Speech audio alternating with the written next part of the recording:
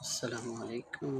تو دوستو، ہم ڈیلی اسلامک ایک ویڈیو دعا چڑھاتے ہیں اسلامک چینل پہ۔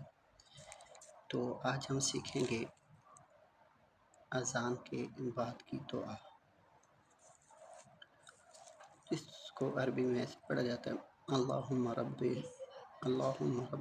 هذه الدعوة التامة والصلاة القائمة آت محمدا وسیلۃ والفضیلہ وابعثہ مقاما محمودا الذی وعدتہ، جس کا اردو ترجمہ ہے: اے اللہ، اس کامل دعوت اور قائم ہونے والی نماز کے رب، حضرت محمد مصطفیٰ صلی اللہ علیہ وسلم کو وسیلہ اور فضیلت عطا فرما اور انہیں مقام محمود پر فائز فرما جس کا تو نے وعدہ فرمایا۔